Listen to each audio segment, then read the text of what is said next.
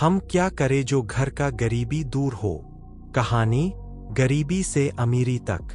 भूमिका, गरीबी एक ऐसा सच है जो इंसान को तोड़ भी सकता है और बना भी सकता है। कुछ लोग गरीबी देखकर हार मान जाते हैं, तो कुछ लोग उसी को सीढ़ी बना लेते हैं।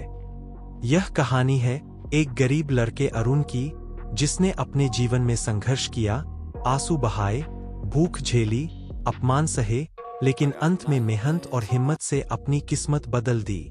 बचपन की कड़वी रोटी। उत्तर प्रदेश के एक छोटे से गांव में अरुण अपने माता पिता और 2 बहनों के साथ रहता था। पिता दिन रात खेतों में मजदूरी करते, माँ दूसरों के घर बर्तन मांजती। घर की हालत ऐसी थी कि कभी 2 वक्त की रोटी भी पूरी नहीं हो पाती थी। अरुण बचपन से ही समझदार था। स्कूल जाने की बहुत इच्छा थी, लेकिन अक्सर फीस न होने के कारण शिक्षक उसे डांटते। कई बार तो किताबें न होने पर सहपाठी उसका मजाक उड़ाते। एक दिन अरुण स्कूल से रोता हुआ घर आया और माँ से बोला, माँ, हम इतने गरीब क्यों हैं? सबके पास जूते हैं, हमारे पास चप्पल भी नहीं।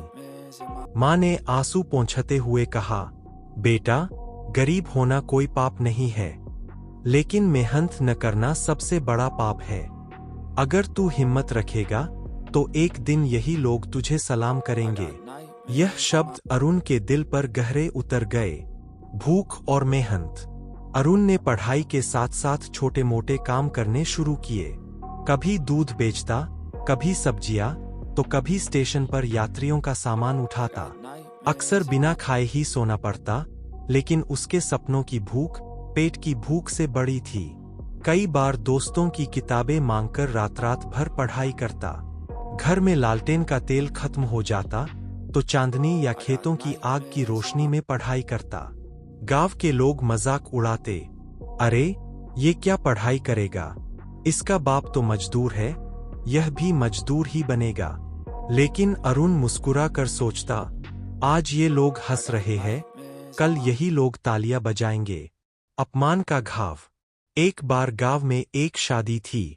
अरुण और उसकी मां बर्तन मांज रहे थे। तभी गांव के अमीर जमींदार का बेटा बोला, अरे अरुण, तू पढ़ लिखकर क्या करेगा? तेरी औकात तो बस यही है, जूठे बर्तन धोना। उसकी बातें तीर की तरह अरुण के दिल में लगीं।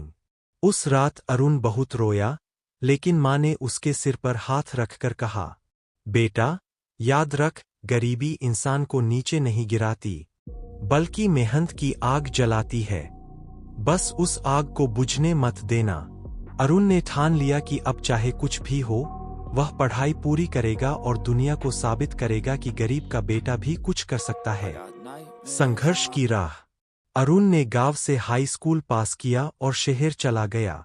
वहां रहना आसान नहीं था। किराया देने तक के पैसे नहीं थे, इसलिए वह रेलवे स्टेशन पर सोता और दिन में चाय की दुकान पर काम करता। वहां भी लोग उसे ताने मारते, अरे लड़के, पढ़ाई छोड़ और काम कर, यही तेरी जिंदगी है। लेकिन अरुण का विश्वास कभी डगमगाया नहीं। वह दिन में काम करता और रात में पढ़ाई। धीरे धीरे उसने प्रतियोगी परीक्षाओं की तैयारी शुरू की।